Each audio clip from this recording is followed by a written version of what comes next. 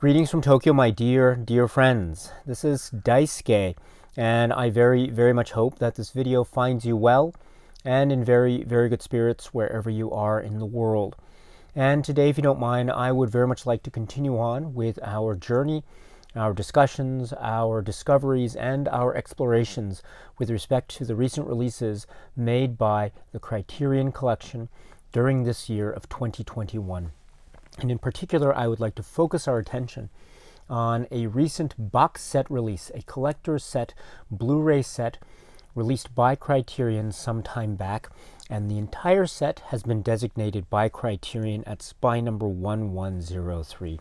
And it is this set, Once Upon a Time in China, the complete films. I'd like to focus our attention today on that film, which is included on the 6th Blu-ray disc here, and it is a work from 1997, and the name of the film is Once Upon a Time in China and America.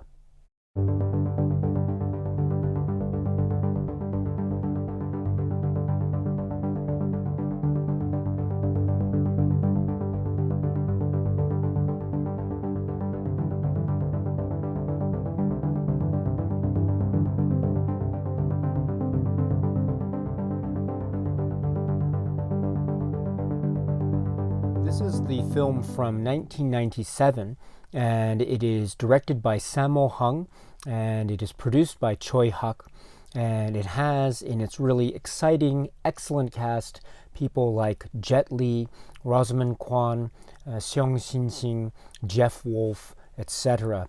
This is the film which is, and please once again pardon me for my very poor pronunciation of the language, but this is the film which is called黃飛鴻之西域雄獅, or in English, Once Upon a Time in China and America. I understand too that it is sometimes also referred to in English as Once Upon a Time in China 6. So here we have a film which is a continuation of sorts to a certain degree of the story legend, the cinematic adventures of that icon who is黃飛鴻. And in particular, we have the close circle of disciples and associates and his close friends and people that we have met throughout this entire saga of films. And so we have this close knit circle of relationships that is also remaining constant. And this time we see, in terms of the story of this film, Once Upon a Time in China and America,黃飛鴻and 13th Aunt and also Clubfoot, they are going to the United States. They're going to America, the sort of the frontier, as it were. And we understand that one of the disciples that we have met in some of the past films, has set up a sort of chapter or a branch of Pochilem, and this is being set up in America, specifically in San Francisco. And so the story is that黃飛鴻and company will go and visit one of the devoted disciples and to see their dear friend in this new land of America. And during this particular voyage, this particular journey, and this particular adventure, they get into a number of various plots and subplots involving attacks, involving cowboys, involving sort of Western settings, also involving characters in Native American settings, also involving loss of memory, maybe the continuing relationship or reunion of sorts between the various characters, in particular the relationship between黃飛鴻and 13th Aunt, especially since we have not just Rosamund Kwan portraying 13th Aunt, but also we have the return of Jet Li in this role of黃飛鴻. So this is also, I think, a really important key concept and point, which I'll get to momentarily. And indeed, we have a number of various elements as well, such as the Chinese migrant experience, that we see cataloged and we see represented in a number of the characters that we meet in this settlement area. And also we see, too, the various issues and barriers and challenges that many people in this new world, as it were, need to face. For instance, from the viewpoint of the Chinese immigrant experience or the migrant experience, there are still issues of racism and sort of racial bias that are confronting them. And while it is a climate that is oftentimes very difficult to traverse, Wang Feiheng and company do their best in such circumstances and meet a number of people, including the character played by Jeff Wolfe, Billy.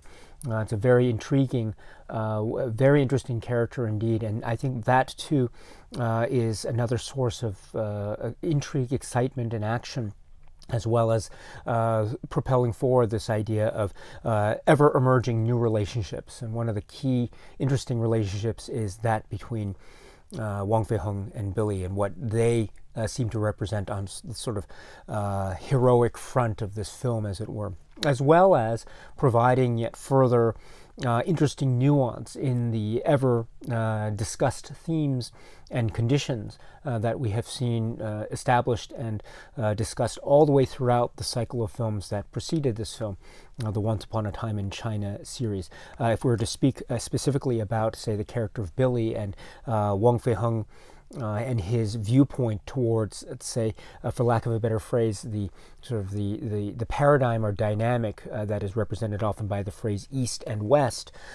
Here we have another character who is not Chinese, but who then presents a type of viewpoint that seems to be welcome and open to the various friendships that Billy makes with, say, Wang Feiheng and Clubfoot, etc.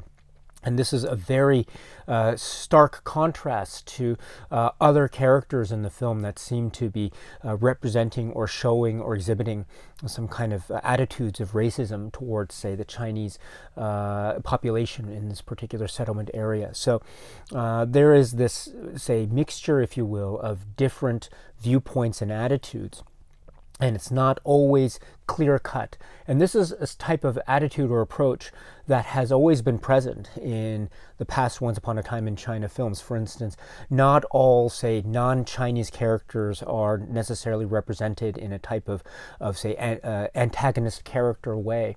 There are always nuances. There are always sort of challenges in terms of how to best establish one's sort of allegiances. And indeed, there are oftentimes attacks that are based upon notions and confusions based upon xenophobia, attacks against these non-Chinese population groups that we've seen in, say, Once Upon a Time in China 2 and Once Upon a Time in China 4. And so this, I think, this type of character dynamic setup that we see in Once Upon a Time in China and America, I think, is very much linked to the way in which these past films are dealing with these various varying multitude of attitudes towards different cultures, and whether there is a type of rejection or whether there is a feeling and philosophy of acceptance. I think there is many different viewpoints that are being represented. This type of a very welcoming dynamic is also, I think, very interestingly expressed in the relationships that we see, for instance, with Wang Feiheng and the characters in the Native American characters that we also meet here. And there is also a type of relationship of developing camaraderie and a dedication and devotion between those characters that we newly meet here in this film, and Wang Feiheng in the very peculiar circumstance that he happens to find himself in terms of what happens to him after a certain attack early on in the film and the loss of memory, which adds yet a further interesting dynamic to the characterization of Wang Feiheng, and I'll get to that momentarily. So here we have already, I think, set up and established certain possibilities of viewing this film in the context of the series of films and in terms of threads or through lines of continuity. If I were to step away from this type of discussion of continuity for a second, I can also point out the fact that this is also a film that feels very different. That's certainly the case. I think in the wonderful Tony Raines discussion found on the first disc of this set, he refers to the 5 films as the cycle of films 1, 2, 3, 4, 5. And then he refers to the 6th film, Once Upon a Time in China and America, as a type of coda. And I think that's a really interesting way of viewing it in terms of the fact that it does feel a little bit set off from the rest of the 5 films, in that it's in a different setting, that's for sure. And also, it does feel like it maybe is not necessarily dealing specifically with, say, points of specific reference points of Chinese history per se, like we saw in the past 5 films. It might be said it's not necessarily reflecting, therefore, the cross-cutting intersection between the past historical reference points and then the present currency of the early to mid 1990s leading up to 1997. So maybe this new film, this 1997 film, might be said to be set off from the rest of the pack, in that maybe it might be seen to not directly be dealing with those sorts of themes head on. And if one has that interpretation, I think that is it's not unreasonable to have such an interpretation. And in fact, I think for me too, it is, I think, very tempting to look at this film as a type of coda. However, I also can espouse the interpretation of this film as being not just a coda, but in fact an equal member, a film whose sort of contribution to the entire cycle has a type of standing which is of equal footing, say, the rest of the films in the series.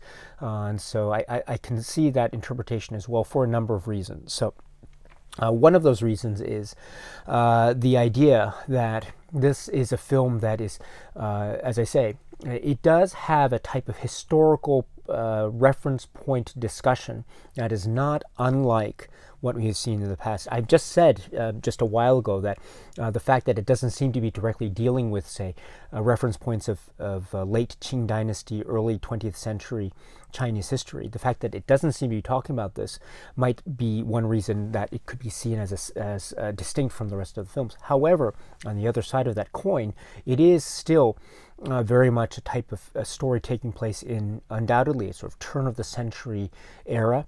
This time it is in a different country, of course, America. You understand this is San Francisco, or the early beginnings of San Francisco.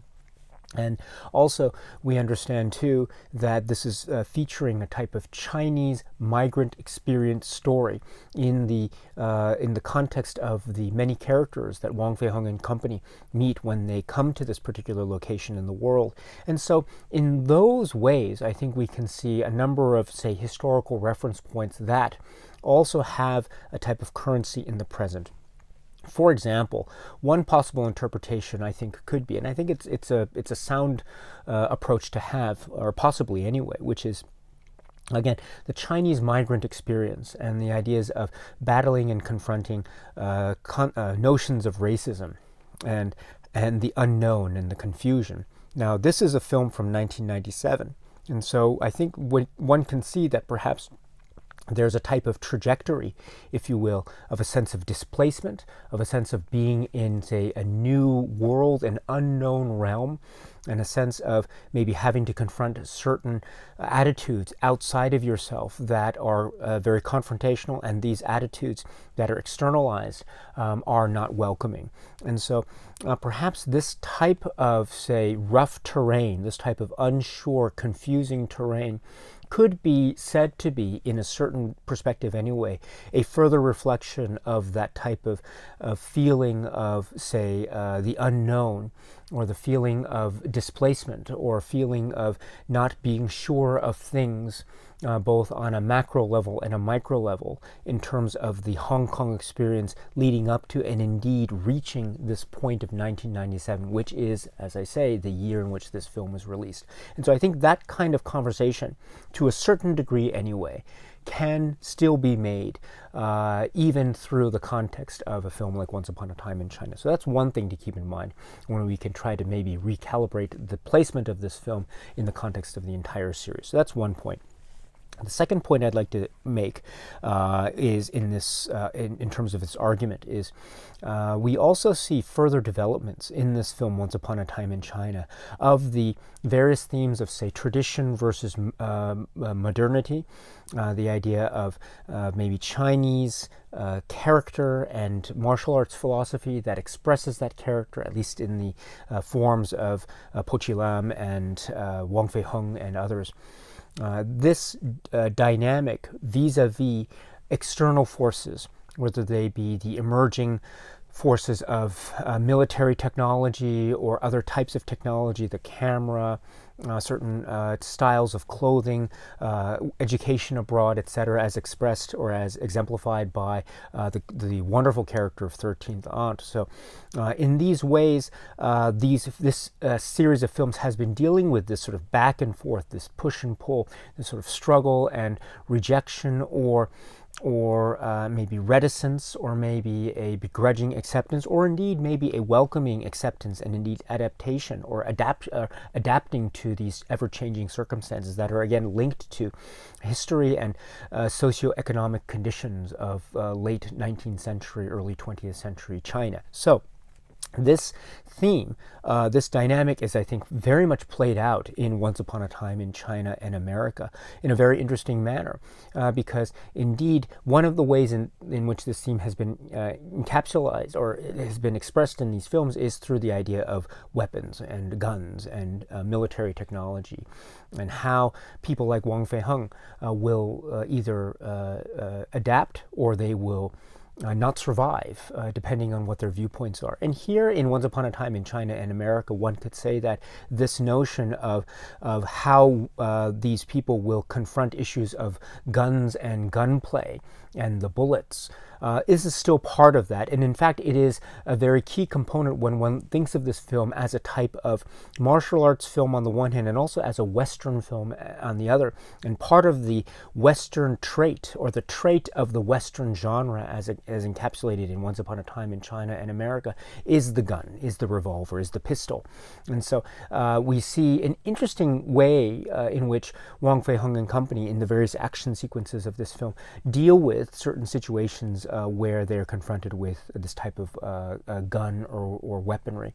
It might be, I mean, arguably, maybe it's not necessarily in the same way that, say, a film like Once Upon a Time in China 5 deals with that interesting hybrid dynamic, but still, I think the argument can be made that exists in this film as well. So that's another area where one can maybe make the argument or make the case in terms of a strong sense of continuity, thus providing the justification for this film, Once Upon a Time in China and America, being on equal footing with the rest of the films in the series. One more, I think, fundamental argument that can be made in this direction is in the character of Wang Feiheng himself. Now, over the course of the film series, we have seen, I think, arguably anyway, we have seen, at least set up at the early stages of the series, a very stoic, a very calm-mannered, but oftentimes also very passionate, not always infallible. He is a character that is not perfect. He oftentimes makes mistakes, but he still is heroic. He still tries to do the right thing. But he also is a character that seems to be embodying some kind of stoicism of Confucian values, which is, of course, a very noble, these are noble traits and virtues, and these are one of the great attributes of the icon legend that is Wang Feiheng, both in terms of cinematic embodiment as well as the history of the actual historical figure. That being said, one of the interesting aspects of Choi Hak's film series here is how gradually, or maybe not so gradually, depending on the film we're talking about, we see Wang Feiheng essentially being challenged. Essentially, maybe his sort of stoicism is either being eroded or having to adapt to the various real-world situations, the ever-changing situations that he finds himself in. And that, if that is the case, then indeed, Once Upon a Time in China and America takes that concept of essentially challenging our very conception of Wang Feiheng to the max in many different ways. And for example, it brings him to a wholly new setting that we're not used to, and he is not used to. He is very much out of his depth. He can't speak the language directly. and also he doesn't understand certain aspects of the culture or cultures that he is confronting or that he's meeting here for the first time. So this is in many ways a place where he is not fully equipped to be able to adapt fully.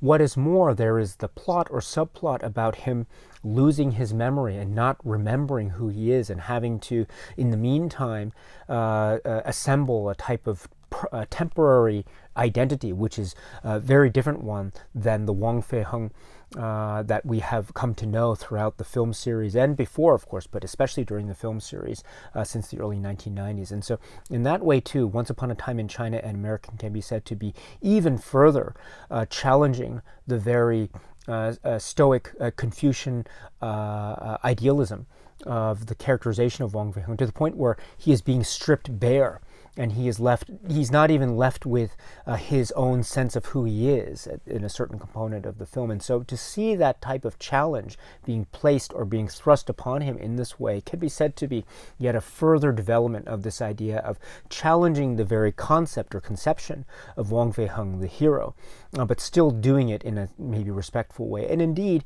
this film, even though it does present all these very, very maybe extreme challenges towards the character of Wang Feiheng, ultimately it is a film that is still about Wang Feiheng. He is the main character. There are moments of great heroism and great martial arts prowess that make this a very exciting martial arts action film as well, with Wang Feiheng and company at the center. So there is still room for that. But there's also a type of especially maybe in the first half, especially a type of maybe stripping down or a type of deconstruction, a further deconstruction of the character of Wang Feiheng. And this is arguably something that we have already seen in past films. And so this is, I think, another way in which one can make the case where there is a strong enough continuity thread, thus making this film, I think, or one can say that this film has equal footing status with the other films. Again, it maybe that's not the view that, say, Tony Raines might have, and maybe that's not the view that you have, or maybe it is, who knows, depending on your viewpoint of these films. In any event,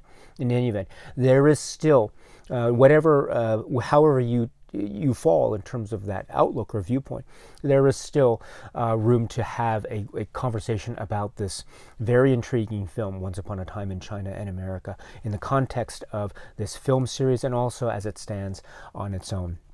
I should say also that speaking of the film itself, I mean, it has some great action sequences. It's a very interesting setup. I wouldn't necessarily call it my favorite film of the series.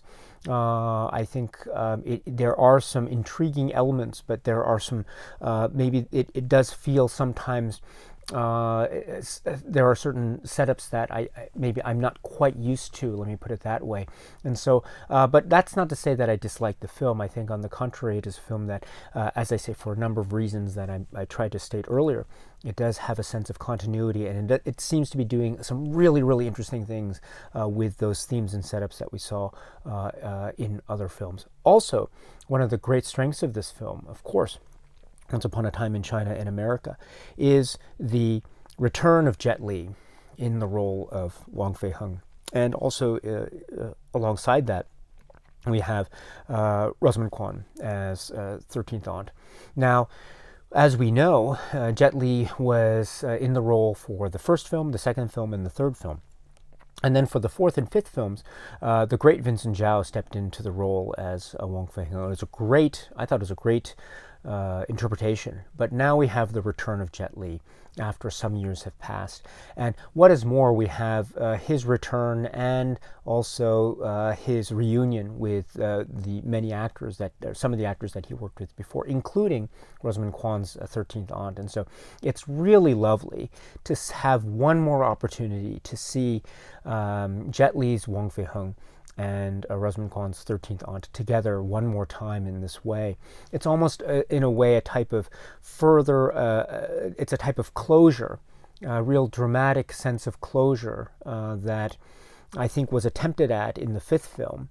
But now with Jet Li returning, we have a real sense of that type of coming full circle in a way, or really understanding and appreciating what this relationship is and how important it is and it's a relationship that we saw from the very first film, and now we're seeing them again together, and there's a sense of intimacy. And also when they're separated due to certain circumstances involving the loss of memory and the like, there is a real sense of urgency, especially on the part of 13th Aunt, and missing Wang Feiheng, trying to search for him, and there's an expression of sort of love and devotion that is also on display, and it's also reciprocated in this lovely way.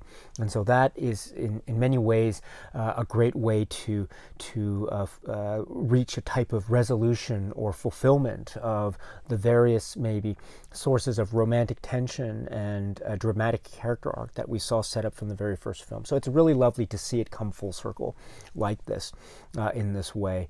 And then I should say too that we have the welcome return of Jet Li in the role, and he occupies the role with such energy and such force of will and a sense of confidence. I mean, there's this type of intensity in his face, in his visage, that is so undeniable, and that he is able also to turn it into a sort of inquisitiveness or type of confusion. As I say, this is a Wang Feiheng that in many ways is out of his depth, both in terms of when he's conscious of it and also when he's not conscious of it, when the memory loss occurs, etc. And so he is able to register that so well in his movements and his actions.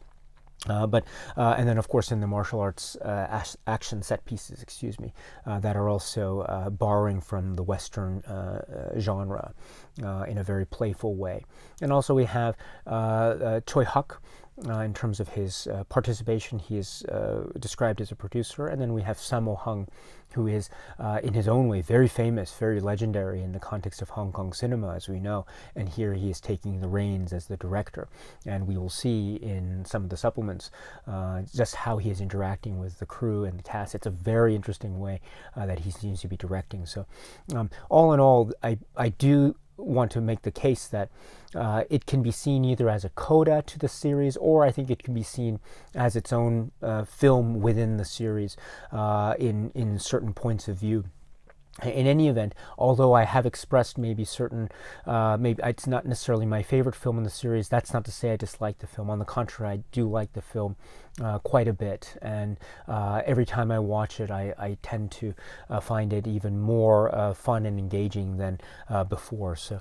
And so it's a wonderful it's a wonderful film, or it's a wonderful thing that it's included in this box set, and it's a wonderful, in many ways, it provides a type of closure, and also provides a furtherance of the many themes and discussions that we have seen. Also doing it in a very playful and unique and interesting way, and find out that there's a really interesting link, which is this story, Once Upon a Time in China and America, does involve, through some series of plot development, the idea of Po Chi Lam in San Francisco, and also the Chinese migrant experience to San Francisco, and in many respects how that is linked to what will ultimately become, like, say, areas of Chinatown, etc., in San Francisco.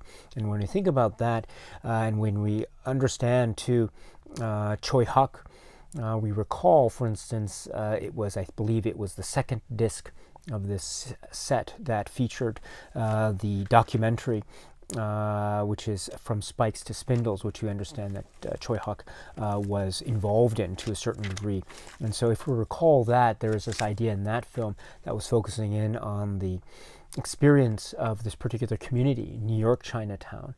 And if we think about that, then it's an interesting link to realize that Once Upon a Time in China and America is talking about another similar type of Chinatown experience, maybe the birth of a certain community of that sort, with certain issues and problems and challenges that are in many ways not unlike the various issues and problems and challenges that we saw in that 1970s documentary From Spikes to Spindles. So that's an interesting echo or link or parallel that I think one can make.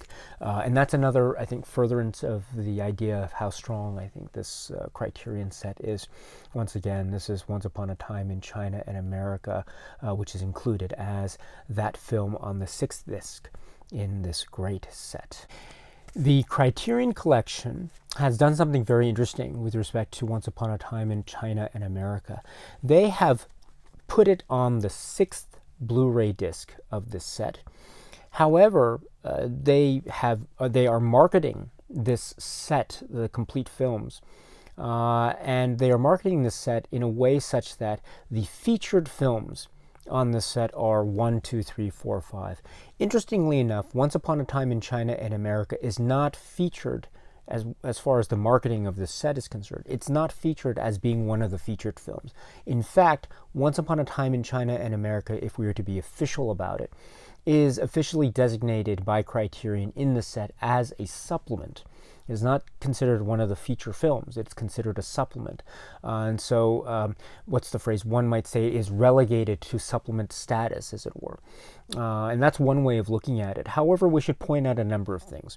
First is, it is being presented in this, what is purported to be, or what's described as being a 2K restoration of the film.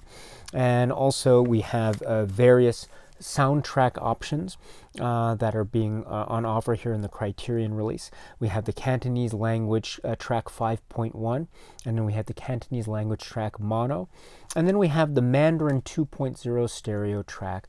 And so we have these various options, and I think in particular the Mandarin track is interesting because we can hear the real voices of some of the actor performances. So in any event, we have these wonderful audio options on display.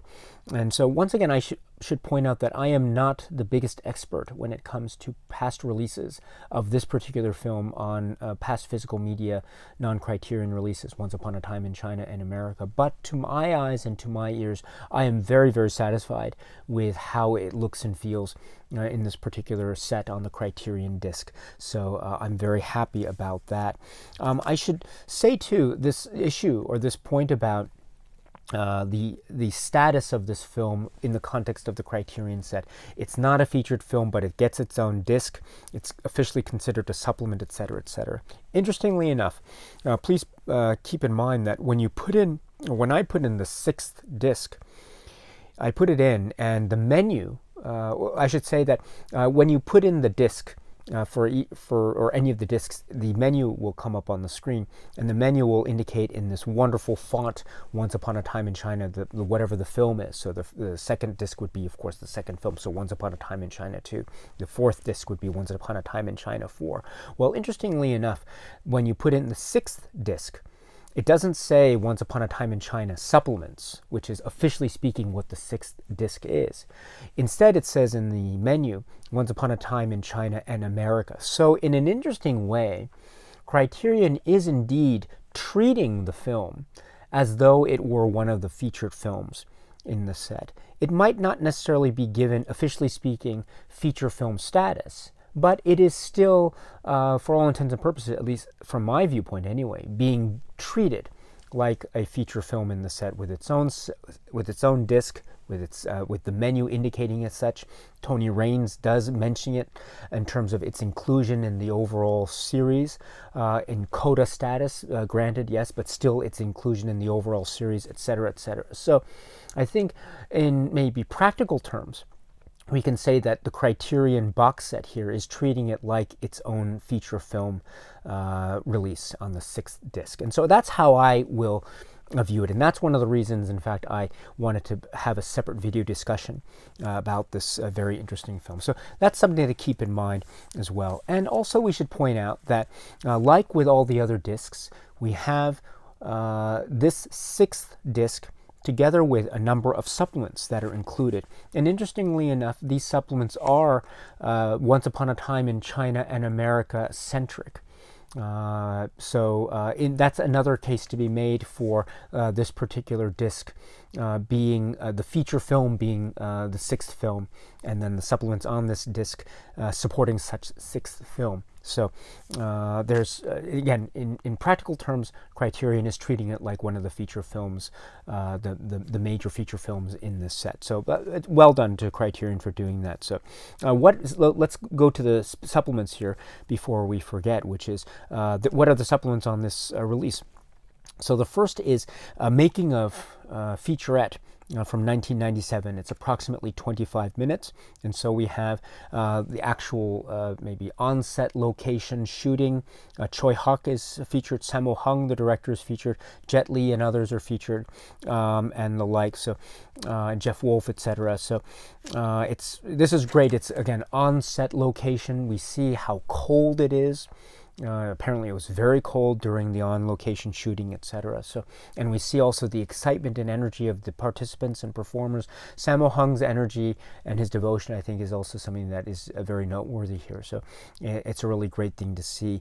It's not a Criterion-produced supplement, I understand, but still, it's good that it's being included here. So if you have, maybe you've seen it already, but if you haven't seen it already, now's your chance to check it out. So please check it out if you can.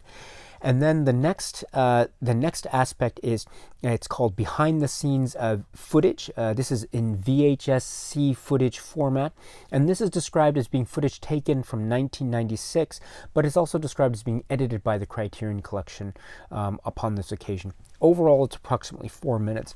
Again, we have more behind the scenes stuff that is being showcased here, which is, again, another great window into the filmmaking process and conception and ideas. So please check it out if you can. Again, my understanding is this was edited or prepared by Criterion based upon footage that was taken at the time. So it's a very interesting usage of this type of footage.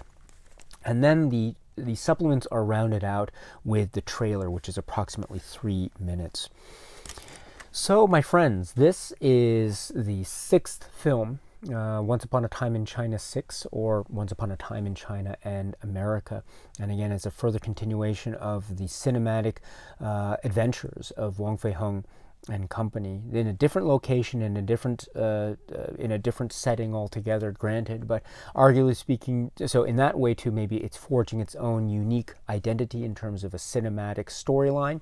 At the same time, I think the argument can be made for its place in terms of the overall continuity, from a certain vantage point anyway, the overall continuity of the Once Upon a Time in China film series. And so in that way, I think it stands very interestingly on its own, while also being part of this overall series. And of course, it's linked by Choi Hak, and of course that great iconic character in the cinematic form, that is Wang Feihong.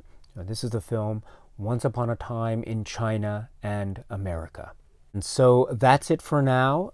There will be one more video that I will make about this set, just to maybe wrap up the discussion, also talk about the actual physical format itself and the essays. So there will be one more video about this great set. But in the meantime, my friends, thank you so much. Thank you so much for stopping by and for joining me on this journey. We are almost over. We are almost finished with this journey. So won't you join me for one more video on this particular set, and hopefully that video will come up very soon. But in the meantime, my friends, in the meantime, please continue to be happy and healthy and well, and please keep on watching a lot of great movies. Thank you so much, as always, for your time. I very much appreciate it. Stay strong, stay safe, and cheers.